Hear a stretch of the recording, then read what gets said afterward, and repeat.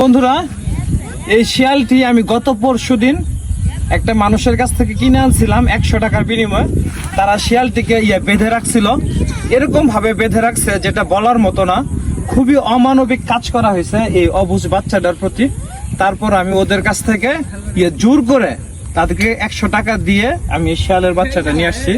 তারপর আমি এই শিয়ালের বাচ্চাটিকে 2 দিন আমার তো ঘরে রাখছিলাম, রাইখে তাকে আমি একটু সুস্থ করছি। তার পায়ের ভিতরে এরকম ভাবে বেঁধে রাখছিল যে রক্ত চলাচল করা একদম বন্ধ হওয়ার মতো অবস্থা।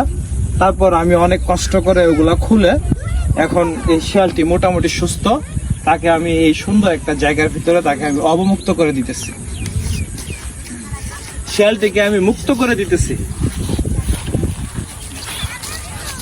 করো রে মন কিসের বড়াই করো,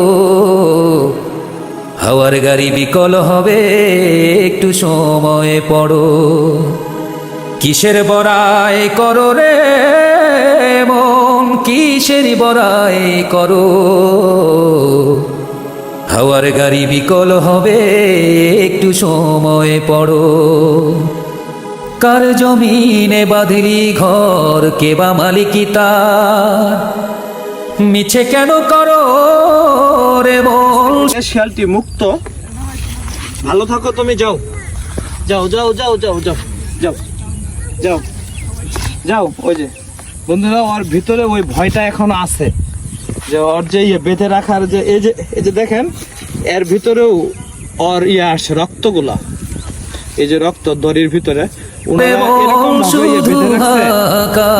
রক্ত বের হয়েছে।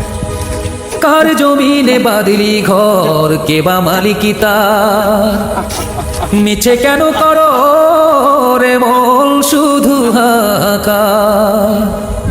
আপন বলে নাই রে কেহ, সবই তোমার পর,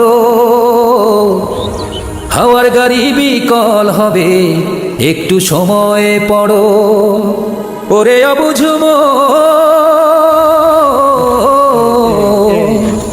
হাওয়ার গাড়ি বিকল হবে একটু সময় পড়ো। আল্লাহ মারে কে। আমি বাজার থেকে আসতেছিলাম, ওই সময় দেখলাম যে এর যে করুণ অবস্থা, মানে এরকম ভাবে বেঁধে রাখছে, সেটা আসলে পুরোটাই অমানবিক একটা কাজ করা হয়েছে এর সাথে। এর চাইতে যদি এর বাড়ি মারে ফেলানো হইতো তাহলে আমার মনে হয় আরো ভালো ছিল। কারণ একটা মানুষকে একদম গুম করার মতো, আয়না ঘরটা যেরকম ছিল ওর জন্য ঠিক ওরকম আয়না ঘর ছিল। ওই যে দেখেন সে এখন চলে যাচ্ছে, সে এখন মুক্ত। এরকম একটি ভালো কাজ করতে পারে আমি। কার জমিনে বাঁধলি ঘর, কে বা মালিকি তার, এবং আমরা মিছে কেন। এই পৃথিবীতে আপনিও বেঁচে আছেন, আমিও বেঁচে আছি। আমরা যেন কেউ কারোর প্রতি অবিচার অন্যায় যেন না করি। সবাই ভালো থাকবেন, সুন্দর থাকবেন। সবার প্রতি শুভকামনা। আসসালামু আলাইকুম। আপন বলে নাই রে কেহ, সবই তোমার পর,